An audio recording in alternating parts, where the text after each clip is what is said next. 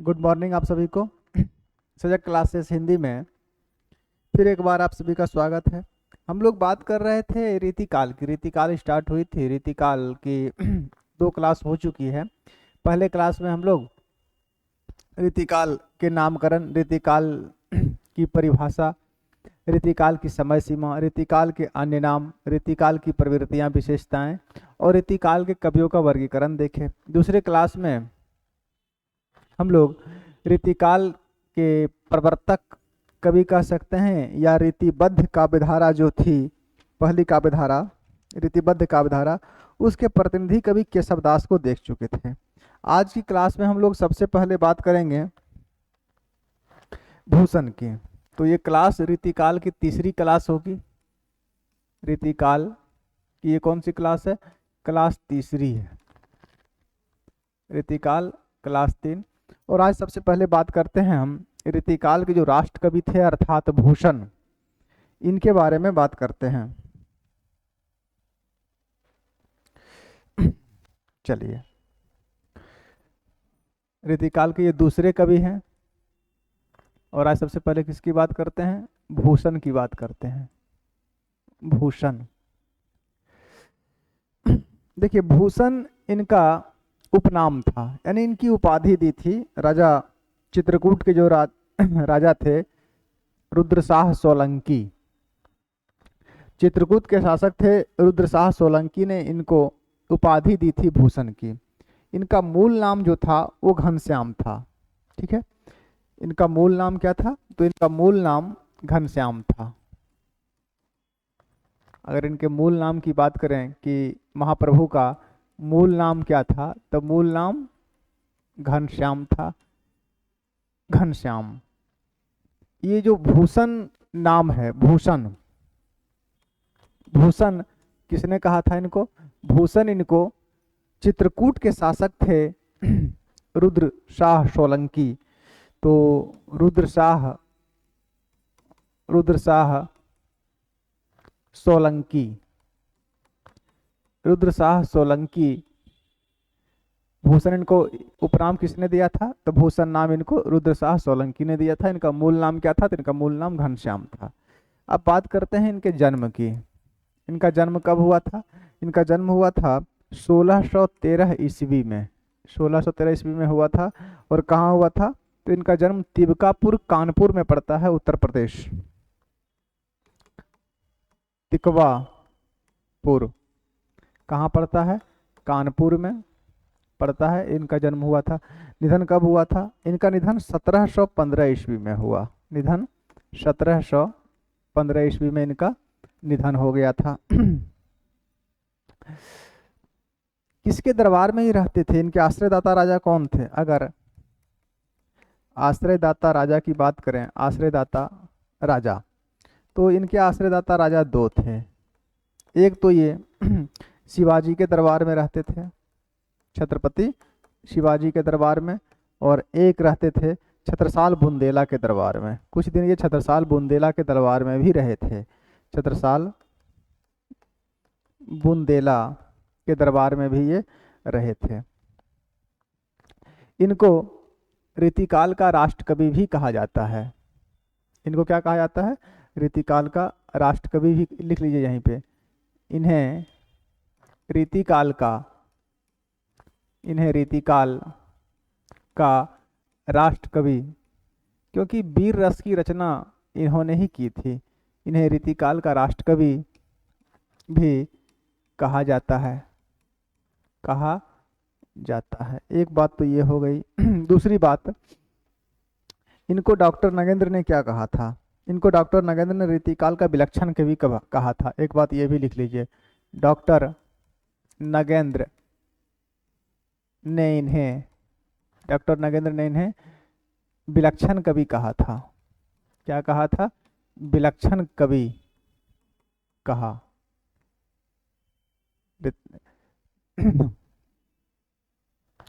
इनको क्या कहा था?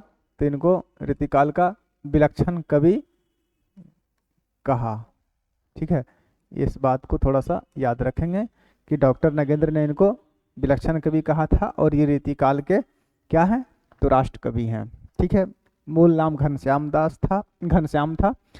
भूषण इनकी एक उपाधि थी जो किसने दी थी, तो चित्रकूट के शासक रुद्र शाह सोलंकी ने दी थी। इनका जन्म 1613 ईस्वी में हुआ था और निधन 1715 ईस्वी में हुआ था। आश्रयदाता राजा कौन थे, तो शिवाजी थे और छत्रसाल बुंदेला थे। अब बात करते हैं हम इनकी रचनाओं की। रचनाओं में सभी रचनाओं का प्रकाशन वर्ष तो नहीं मिलता है, लेकिन रचनाओं में क्या है उनको हम लोग देख लेते हैं। रचनाएं, अगर रचनाओं की बात किए तो इनकी पहली रचना जो है वो है शिवा बावनी। शिवा बावनी, शिवा बावनी जो इनकी रचना है कब की है शिवा बावनी, कब की है ये तो इसके बारे में ज्ञात नहीं है। इसका प्रकाशन वर्ष किसी भी पुस्तक में नहीं दिया गया है। इसमें है क्या, तो इसमें देखिए इस पुस्तक में 52 कवित्त हैं। 52 कवित्त, क्या कवित्त छंद होता है, 52 कवित्त छंद हैं। और इसमें क्या है, इसमें शिवाजी की वीरता और उदारता का चित्रण है।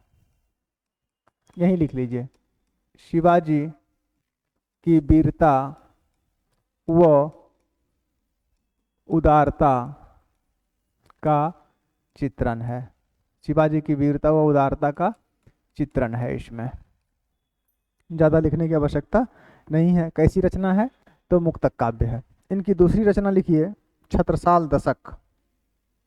दूसरी रचना इनकी कौन सी है, दूसरी रचना है इनके छत्रसाल दशक। छत्रसाल दशक, अगर इस पुस्तक की बात करें कि इसमें क्या है छत्रसाल दशक में, तो इसमें छत्रसाल बुंदेला की वीरता का चित्रण है और सवैया छंद में लिखा हुआ है। छत्रसाल बुंदेला की वीरता का चित्रण इसमें किया गया है। छत्रसाल दशक में छत्रसाल बुंदेले का चित्रण किया गया है, सवैया छंद में लिखा गया है और इसमें वीर रस की प्रधानता, इनकी सभी रचनाओं में वीर रस की प्रधानता ही है। नंबर 3, तीसरी रचना लिखिए शिवराज भूषण।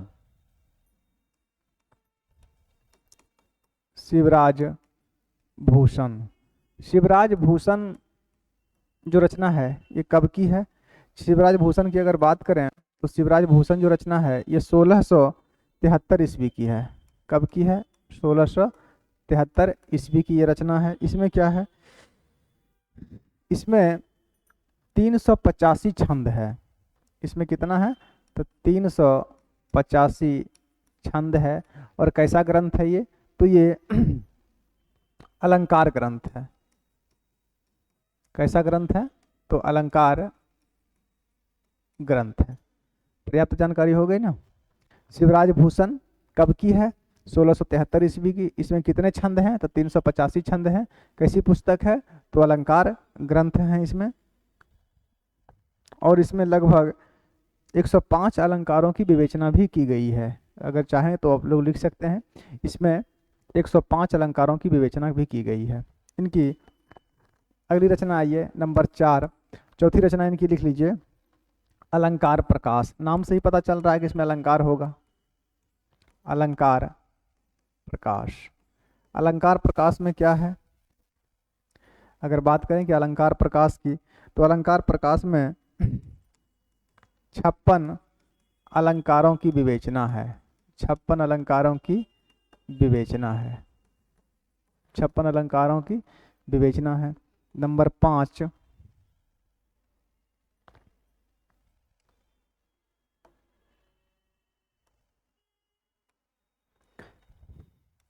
नंबर 5 में आ जाइए। शिवा बावनी, छत्रसाल दशक, शिवराज भूषण, अलंकार प्रकाश। अलंकार पार के बाद एक लिखिए भूषण उल्लास। भूषण उल्लास, अगर भूषण उल्लास की बात करें, भूषण उल्लास में क्या है, भूषण उल्लास इसमें काव्य दोषों की विवेचना है। काव्य दोषों की विवेचना, इसमें क्या है, इसमें काव्य दोषों की विवेचना किया गया है। नंबर 6 दूषण उल्लास। नंबर 6 में दूषण उल्लास, इसमें क्या है? अगर इसकी बात करें कि दूषण उल्लास में क्या है, तो दूषण उल्लास में वन सेकंड, भूषण उल्लास में काव्य गुणों की विवेचना है। सॉरी गलती हो गई। इसमें क्या है? काव्य गुणों की विवेचना है, ठीक है। और दूषण उल्लास में काव्य दोषों की विवेचना है, काव्य दोषों की विवेचना है। इसमें क्या है? काव्य दोषों की विवेचना है। हो गया। उसके बाद कितनी रचना हो गई इनकी? 6। चलिए अगले पेज में लिखते हैं। 2 और इनकी रचना है, 8 रचनाएं इनकी मानी जाती है।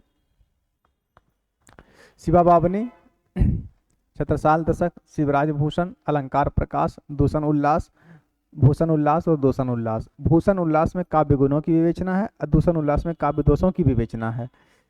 आगे लिखिए। भूषण हजारा, भूषण हजारा नंबर 7। भूषण हजारा, भूषण हजारा। अगर भूषण हजारा की बात करें तो भूषण हजारा में नीति संबंधी पद हैं। कैसी पद हैं? तो नीति संबंधी पद हैं, नीति संबंधी पद हैं इसमें। नेक्स्ट नंबर 8 और अंतिम रचना इनकी ये छंदो हृदय प्रकाश, छंदो हृदय प्रकाश, छंदो हृदय प्रकाश। इसमें क्या है? तो छंदो हृदय प्रकाश जो है, इसमें 82 छंदों की विवेचना है। 82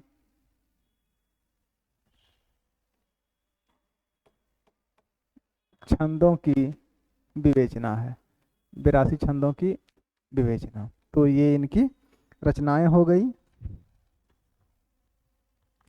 भूषण हिंदी के सबसे बड़े कवि हैं। ये कथन किनका था? ये कथन निराला का था। एक कथन लिख लीजिए इनके बारे में कि भूषण हिंदी के सबसे बड़े कवि थे। भूषण हिंदी के सबसे बड़े कवि थे। ये कथन किनका है? ये कथन निराला जी का है, सूर्यकांत त्रिपाठी निराला। इसी के साथ भूषण जी समाप्त हुए। ठीक है।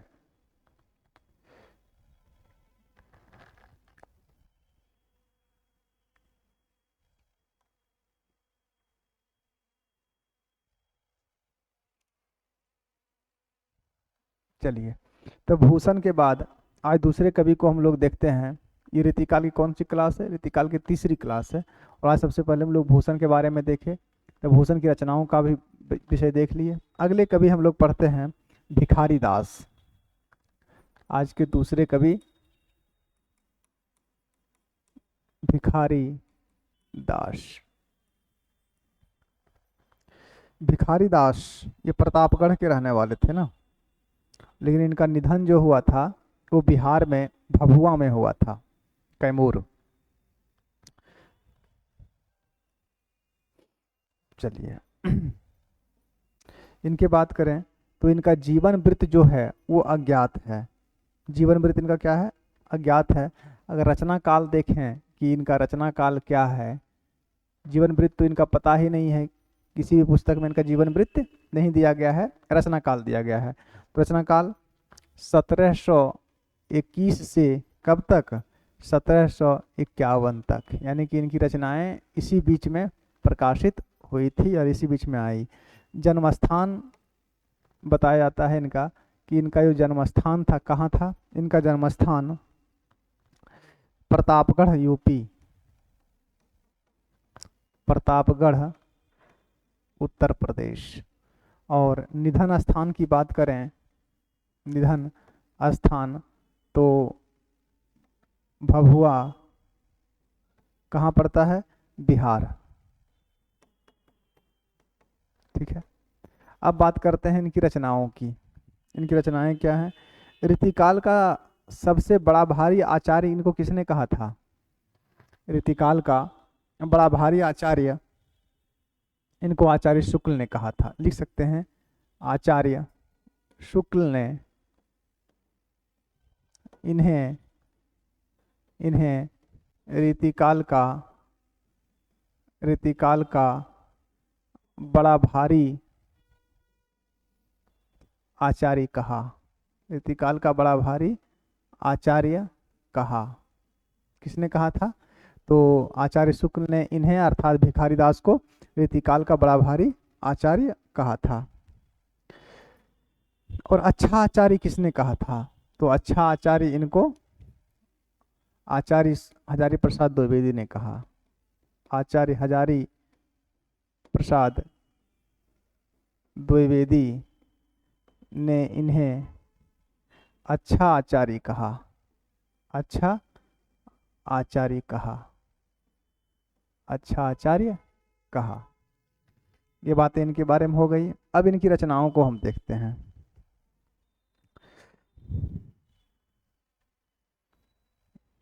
अगर बात करें इनकी रचनाओं की, रचनाएं चलिए अगले पेज से ही देखते हैं। पहला लिखिए रस सारांश। पहली रचना इनकी रस सारांश। नंबर 1 रस सारांश। रस सारांश का रचना काल क्या माना जाता है?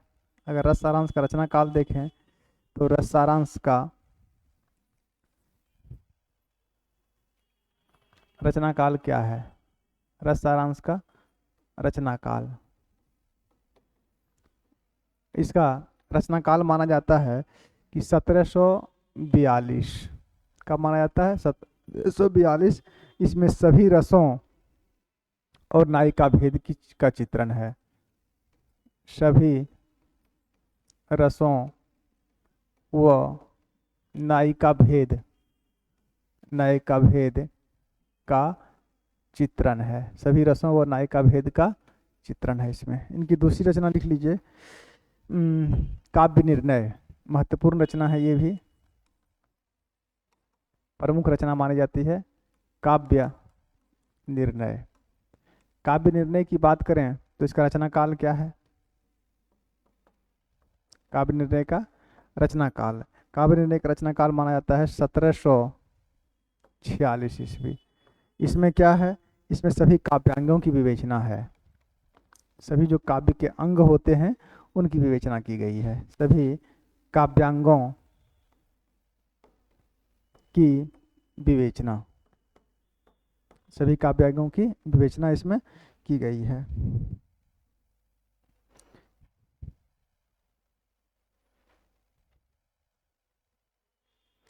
नेक्स्ट एक है तीसरी रचना इनकी शब्द नाम प्रकाश। शब्द नाम प्रकाश। अगर शब्द नाम प्रकाश की बात करें कि शब्द नाम प्रकाश में क्या है, तो यह एक शब्दकोशी रचना है। यह एक शब्दकोशीय रचना है। शब्दकोशीय रचना, यह एक शब्दकोशीय रचना है अर्थात डिक्शनरी है।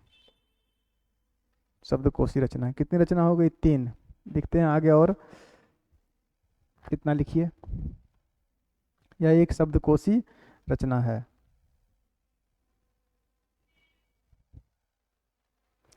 नंबर 4 में लिख लीजिएगा छंदो अर्णव पिंगल। नंबर 4 छंदो अर्णव पिंगल।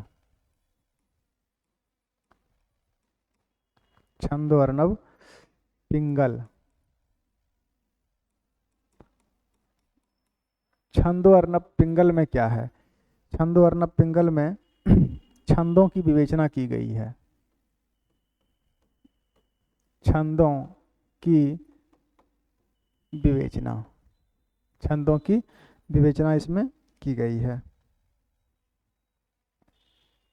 ठीक है। और भी रचनाएं इनकी मिलती है, नाम लिख लीजिए, महत्वपूर्ण उतनी नहीं है। एक है श्रृंगार निर्णय। श्रृंगार निर्णय, ठीक है। नंबर 6 श्रृंगार निर्णय के बाद एक ले लिए, शतरंज सतिका। शतरंज सतिका, शतरंज सतिका हो गया। शतरंज सतिका कौन कौन सी इनकी रचना देख लिए हैं? रस सारांश, काव्य निर्णय, शब्द नाम प्रकाश, छंदो और नपिंगल, श्रृंगार निर्णय, शतरंज सतिका, शतरंज सतिका। तो ये 6 रचनाएं इनकी हो गई और ये पर्याप्त इतना हो गया। इनके बाद अगले कवि को हम लोग देखेंगे। कितने कवि हो गए जी आज? भिखारी दास हो गए, भूषण हो गए। अब तीसरे नंबर पर चलिए। तीसरे नंबर के कवि को लिखिए रसिक गोविंद। अभी हम सबसे पहले जो रीतिबद्ध काव्यधारा के कवि हैं उनको देखेंगे, फिर रीति सिद्ध को देखेंगे, फिर रीति मुक्त को देखेंगे।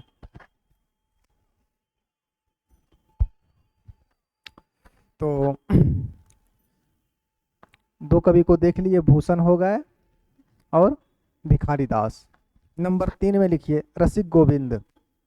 या पहले सोमनाथ को देख लें, पहले सोमनाथ को देख लीजिए। नंबर 3 सोमनाथ। पढ़ना तो सबको है, ठीक है। सोमनाथ का भी जीवन वृत्त अज्ञात है। इनका रचना काल माना जाता है, इनका रचना काल, जीवन वृत्त क्या है इन सभी कवियों का अज्ञात है। रचना काल माना जाता है 1725 से 1760, 1725 से 1760 ईस्वी के बीच इनका रचना काल है। अब रचनाएं देखिए, बस रचनाओं का नाम नाम लिख लीजिए, उतने प्रमुख कवि ये नहीं है। नंबर 1 रस पीयूष निधि। रस पीयूष निधि, रस पीयूष में दीर्घई होता है, रस पीयूष निधि। निधि बोलते हैं समुद्र को सागर को। नंबर 2 श्रृंगार विलास, श्रृंगार विलास। नंबर 3 कृष्ण लीलावती, कृष्ण लीलावती। नंबर 4 पंचाध्यायी। देखिए एक है रास पंचाध्यायी और ये है पंचाध्यायी। रास पंचाध्यायी किसकी है? पढ़ाए हैं नंददास की। और ये इनका कौन सा है? इनका है पंचाध्यायी, पंचाध्यायी। नंबर 5 सुजान विलास, सुजान विलास, ठीक है।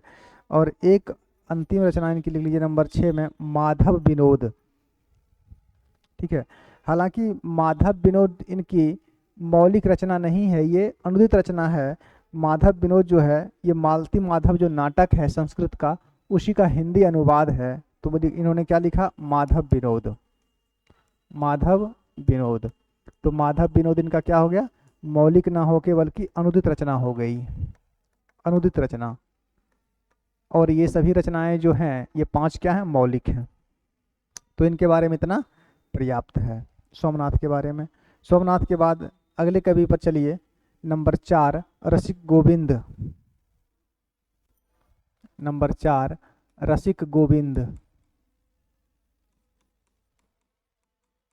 रसिक गोविंद। रसिक गोविंद का जन्म कब हुआ था? तो जन्म कब हुआ था पता नहीं है। इनका रचना काल देखिए, इनका रचना काल माना जाता है क्या?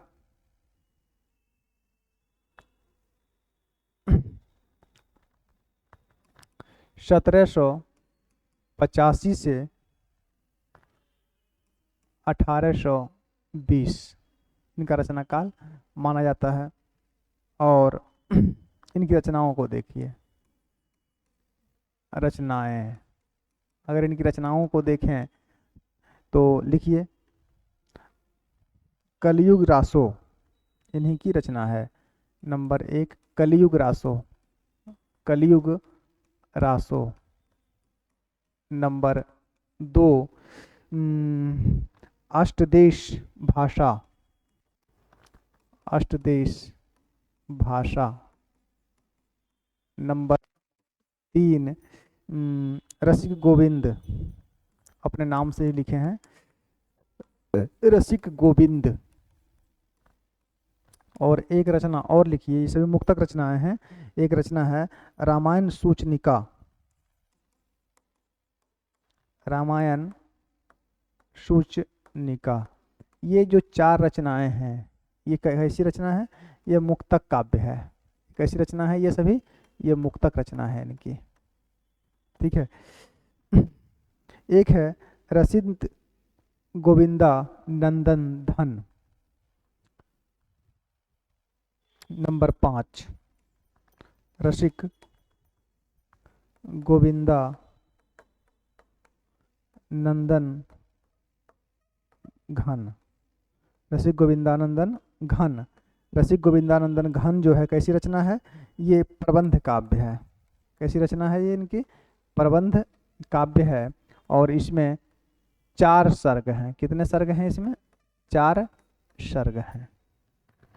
इसमें कृष्ण का वर्णन आता है और कृष्ण के साथ साथ वहाँ के जनजीवन का भी चित्रण इसमें किया गया है। नेक्स्ट एक है इनकी रचना समय प्रबंध, समय प्रबंध। समय प्रबंध भी इनका मुक्तक काव्य है। समय प्रबंध भी कैसी रचना है? तो ये भी मुक्तक काव्य है। 6 हो गया। एक रचना इनकी और आती है नंबर 7, यहाँ लिख दें, एक पेज में ये भी सिमट जाएंगे, यहीं लिख देंगे। तो एक रचना इनकी और लिखी है नंबर 7 में, ये भी इनकी मुक्तक रचना ही है। ये युगल रस माधुरी, युगल रस माधुरी, ये भी इनका मुक्तक काव्य है, मुक्तक काव्य। तो इसी के साथ रसिक गोविंद भी हो गए समाप्त।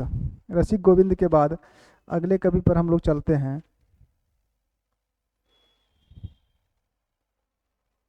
छोटे से कवि हैं दुल्ह कवि।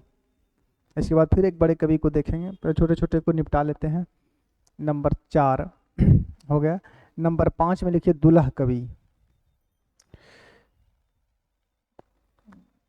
नंबर 5 दुल्ह कवि। ये कालिदास त्रिवेदी, जिन्होंने कालिदास हजारा लिखा था, उनके पौत्र थे ये कालिदास त्रिवेदी। लिख सकते हैं इनके बारे में कुछ बातें कि ये कालिदास त्रिवेदी, कालिदास त्रिवेदी की रचना कौन सी थी? कालिदास हजारा। कैसी पुस्तक है? तो इतिहास ग्रंथ है। तो ये कालिदास त्रिवेदी के पौत्र थे, के पौत्र, कालिदास त्रिवेदी के ये पौत्र थे। इनके पिता का नाम क्या था? पिता का नाम, अगर इनके पिता का नाम देखें, मतलब कालिदास त्रिवेदी के पुत्र का नाम और दुल्ह कवि के पिता का नाम, ठीक है, तो इनके पिता का नाम था उदयनाथ कविंद्र। ये भी कवि थे, हालांकि इनकी कोई रचना पर्याप्त नहीं है। उदयनाथ कविंद्र, उदयनाथ कविंद्र। तो उदयनाथ कविंद्र के पिताश्री का नाम था कालिदास त्रिवेदी। कालिदास त्रिवेदी के पुत्र कौन हुए? उदयनाथ कविंद्र। और उदयनाथ कविंद्र के पुत्र कौन हुए? दुल्ह कवि।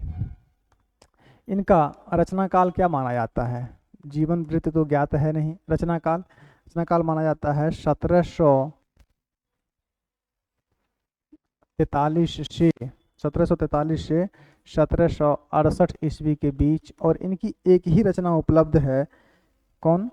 कविकुल कंठाभरण। अगर रचना की बात करें तो इनकी एक ही रचना उपलब्ध है, कौन सी? कविकुल, कविकुल कंठाभरण।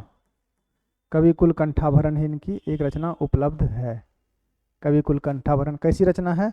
तो अलंकार विषयक ग्रंथ है ये, अलंकार विषयक रचना है ये। कैसी रचना है ये? कविकुल कंठाभरण। तो कविकुल कंठाभरण अलंकार विषयक ग्रंथ है। हो गया। इसके बाद हम लोग बात करते हैं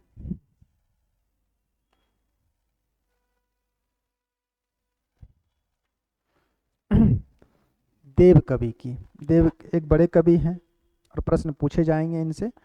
तो 6ठे नंबर पर लिखिए देव कवि। देव नंबर 6 कौन कवि? देव। इनका पूरा नाम क्या था? इनका नाम था देवदत्त द्विवेदी। देवदत्त द्विवेदी, इनका पूरा नाम क्या था? देवदत्त द्विवेदी। और देव कवि के नाम से ये रीतिकाल में प्रसिद्ध हुए।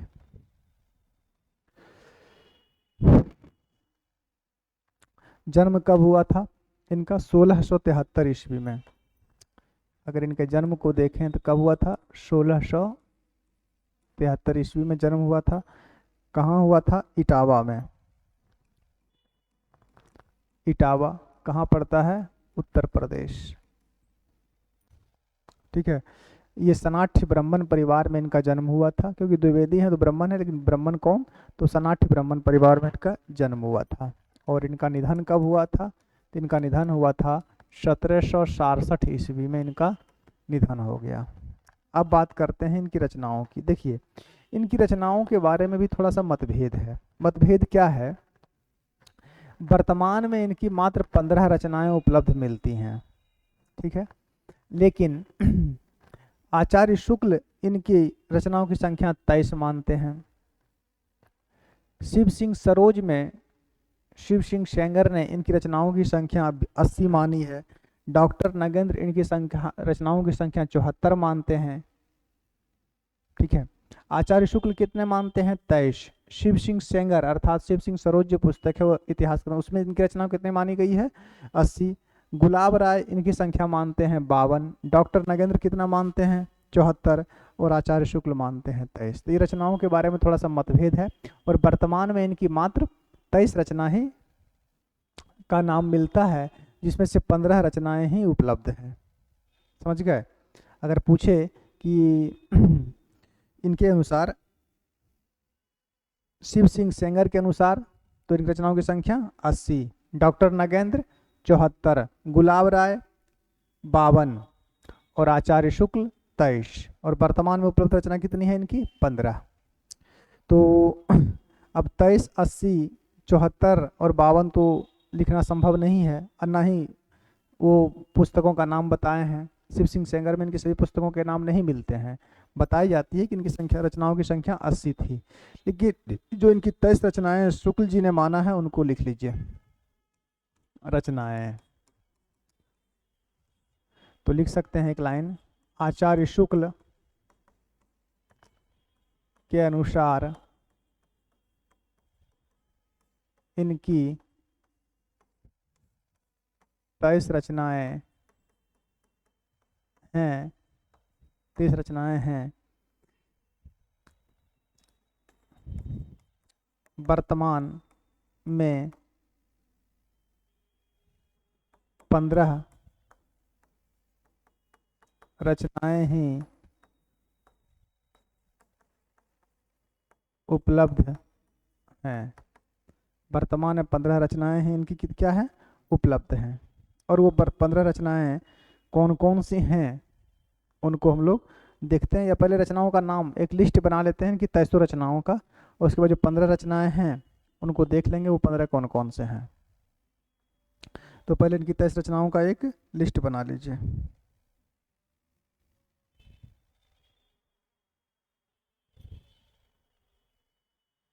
हो गया?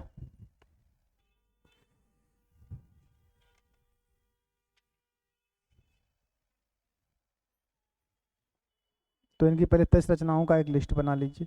नंबर 1 भाव विलास। भाव विलास। Number 2 अष्टयाम।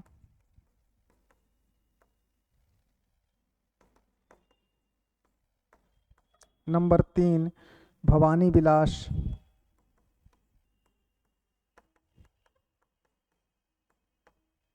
Number 4 Sujan Vinod.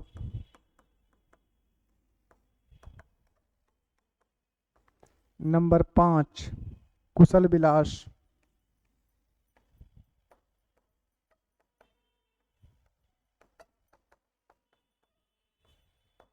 Number 6 देवचरित। Number 7 प्रेमचंद्रिका।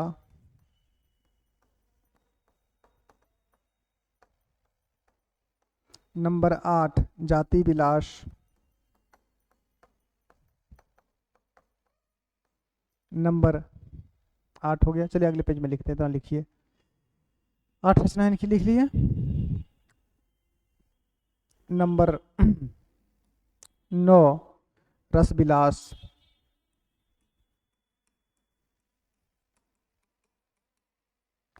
Number 10 प्रेम तरंग।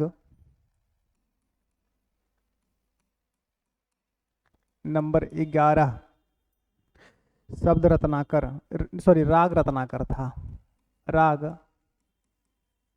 रत्नाकर। नंबर 12 शब्द रसायन, या इसको काव्य रसायन भी कहा जाता है। शब्द रसायन, या इसका नाम एक क्या है, काव्य रसायन। शब्द रसायन या काव्य रसायन। नंबर 13 में लिखिए सुख सागर तरंग। सुख सागर तरंग। नंबर 14 वृक्ष विलास। वृक्ष विलास। नंबर 15 पावस विलास।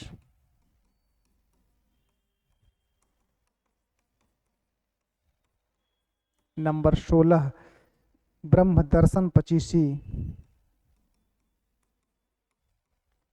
ब्रह्म दर्शन पचीसी। नंबर 17 तत्व दर्शन पचीसी। तत्व दर्शन पचीसी। नंबर 18 में लिखिए ये आत्मदर्शन पचीसी। आत्मदर्शन पचीसी। 19वां नंबर में लिखिए ये जग दर्शन पचीसी। जग दर्शन पचीसी। 20वां नंबर लिख लीजिए रसानंद लहरी। रसानंद लहरी। नंबर 21 में लिख लीजिए प्रेम, ये प्रेम दीपिका। प्रेम दीपिका। नंबर 22 में लिखिए नक्शिक। नक्शिक। और अंतिम जो 23 रचनाएं है वो है प्रेम दर्शन। प्रेम दर्शन। तो ये तो इनकी 23 रचनाएं हो गई आचार्य शुक्ल के अनुसार। अब इन 23 रचनाओं में कौन कौन सी रचनाएं इनकी मिलती हैं वर्तमान में, उस पर थोड़ा सा दाग लगा लीजिए। वर्तमान में जो इनकी 15 रचनाएं उपलब्ध हैं उनमें कौन कौन सी रचनाएं आती हैं उसका थोड़ा सा दाग कर लीजिए। वर्तमान में उपलब्ध है भाव विलास उपलब्ध है, अष्टयाम उपलब्ध है, कुशल विलास उपलब्ध है, भवानी विलास उपलब्ध है, ठीक है, प्रेम चंद्रिका उपलब्ध है, प्रेम चंद्रिका भी उपलब्ध है। आगे रस विलास उपलब्ध है। रस विलास भी इनका वर्तमान में उपलब्ध है। रस विलास के बाद देव शतक है क्या, सुजान विनोद,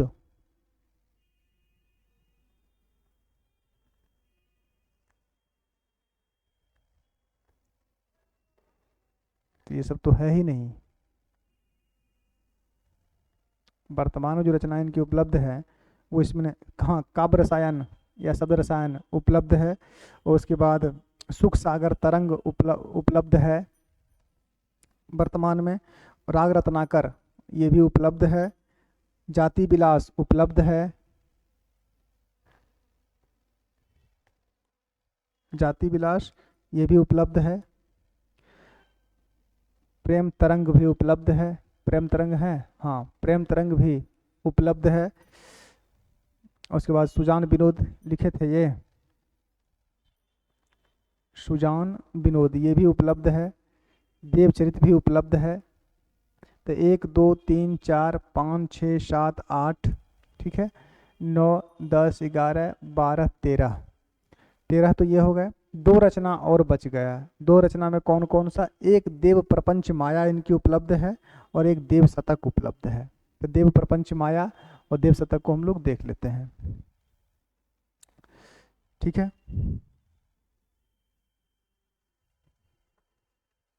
तो उपलब्ध रचनाएं कितनी हो गई? उपलब्ध रचनाओं में देखिए तो 1 2 3 4 5 6 7 8, 8 रचना इधर हो गई।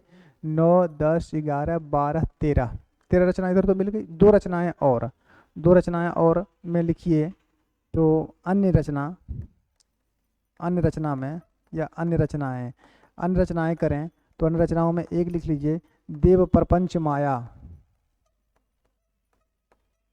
देव प्रपंच माया, और एक लिख लीजिए देव शतक। देव शतक हम लिखाए हैं क्या? देव शतक नहीं लिखाए होंगे, लिख लीजिए देव शतक। देव शतक जो पुस्तक है इनकी, देव प्रपंच माया में क्या है, देव शतक में क्या है, थोड़ा सा देख लीजिए। देव प्रपंच माया जो है ये मौलिक रचना नहीं है बल्कि प्रबोध चंद्रोदय का अनुवाद है।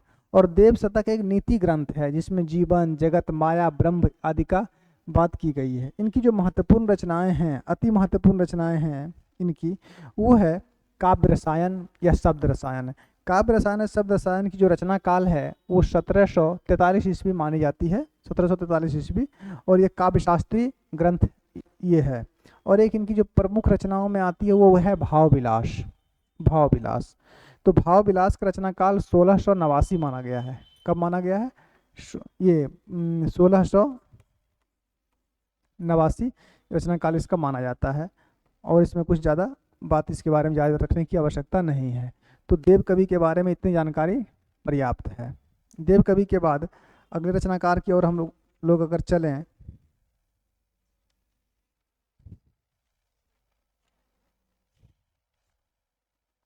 तो अगले रचनाकार लिखिए, एक महत्वपूर्ण रचनाकार और देख लेते हैं, चिंतामणि, जिनका पूरा नाम क्या था? चिंतामणि त्रिपाठी था। चलिए आगे, कितने कवि आज हो गए हैं? देव 6 हो गए। आज के 7वें कवि चिंतामणि त्रिपाठी।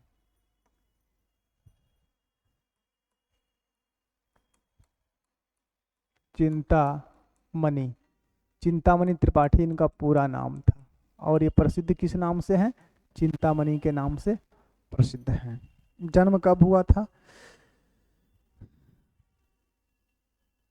इनका? जन्म हुआ था 1609 में। कहाँ? तिकवापुर, कानपुर, उत्तर प्रदेश। जन्म 1609 ईस्वी। कहाँ? तिकवापुर, कानपुर, उत्तर प्रदेश। इतिहास ग्रंथ को मानना है कि ये भूषण के भाई थे।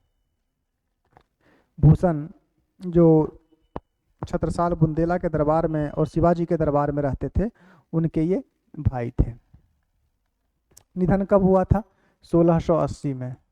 निधन की अगर बात करें तो 1680 में इनका निधन हो गया था। इनकी रचनाओं को देखिए, अगर इनकी रचनाओं की बात करें, रचनाएं, तो इनकी रचनाएं कौन कौन सी हैं इनको देखिए। नंबर 1 रस विलास। देखिए रस विलास इनकी भी है। और अभी भूषण का देख रहे, इनका देव का देख रहे थे, इनकी रचना कौन सी थी? इनका भी था भाव विलास, भवानी विलास। तो थोड़ा इन शब्दों पर, रस विलास भी इनकी है। अब उन दोनों में अंतर क्या है? रस विलास में इन्होंने सभी रसों की विवेचना की है। और देव कवि की जो रस विलास है, देव कवि की जो रस विलास पुस्तक थी, देव कवि ने भी रस विलास लिखा था ना, रस विलास, उसमें वो भोगी लाल के आश्रय में, देव कवि ने किसके आश्रय में लिखा था ये रस विलास? भोगी लाल के आश्रय में लिखा था, और इसमें भी रसों की विवेचना की गई है और इसमें भी रसों की विवेचना की गई है। तो ऐसी रचनाएं जो दोनों के नाम पर हो वो पूछी नहीं जाएंगी, इस बात से आप लोग निश्चिंत रहें। अगर पूछा जाएगा तो सीधा प्रश्न आएगा कि ये रचनाएं भाव विलास में नाम दे देगा कि किनकी हैं। अगर किनकी हैं में तो दोनों रचना हैं, तो दोनों में से किसी एक का नाम रहेगा, दोनों का नाम नहीं रहेगा। चिंतामणि, रस विलास। नंबर 2 छंद विचार पिंगल। छंद विचार पिंगल, छंद विचार पिंगल। नंबर 3 श्रृंगार मंजरी, महत्वपूर्ण रचना है ये, श्रृंगार मंजरी। नंबर 4 कवि कुल कल्प तरु। देखिए, कवि कुल कंठाभरण दुल्ह कवि की रचना थी, और इनकी रचना क्या है? कवि कुल कल्प तरु। कवि कुल कल्प तरु।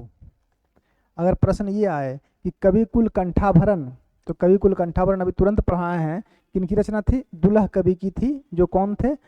कालिदास त्रिवेदी के पौत्र थे।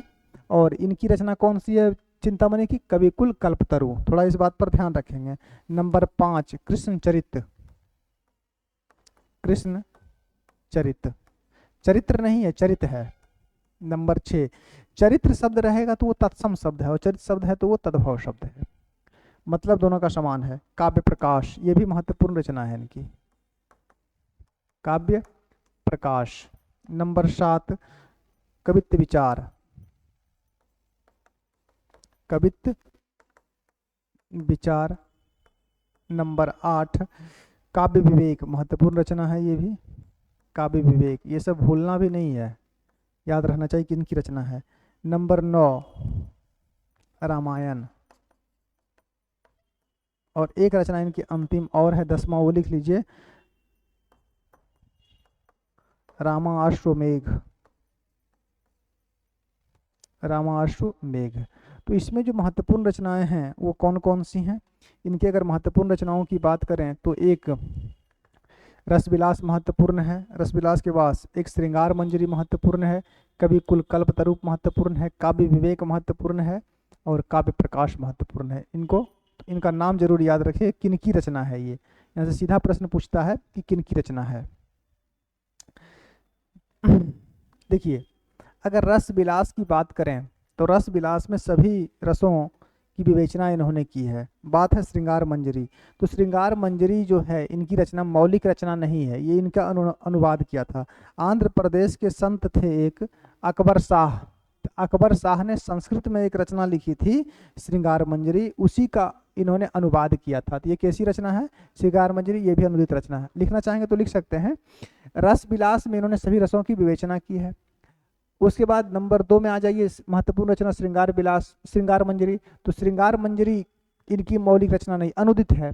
श्रृंगार मंजरी के जो मूल रचनाकार हैं वो आंध्र प्रदेश के एक संत थे जिनका नाम था अकबर शाह।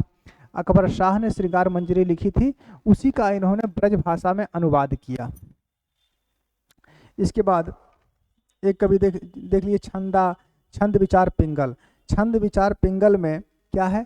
इसमें कुछ बातें याद रखिएगा। छंद विचार पिंगल में तो छंद की विवेचना है ही, छंद की विवेचना है, छंद की विवेचना, और कृष्ण का चित्रण भी है, कृष्ण का चित्रण।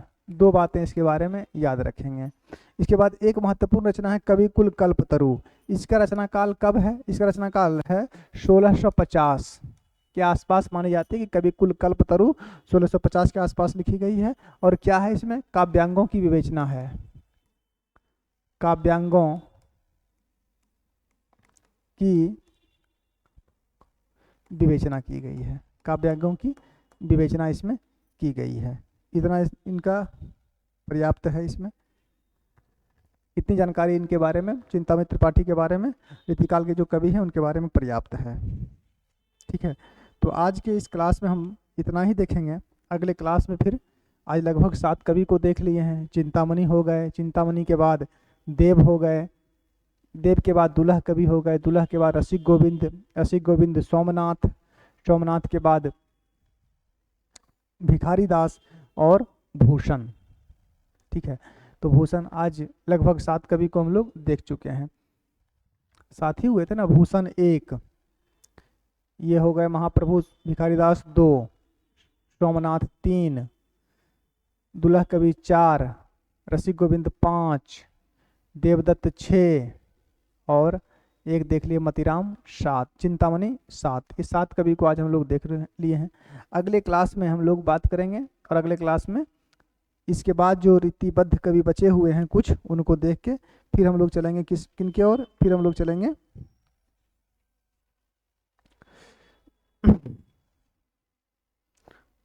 अगले कवि जो रीति सिद्ध के हैं और रीति मुक्त के हैं। तो आज की इस क्लास में इतना ही। धन्यवाद। अगले क्लास में मिलते हैं।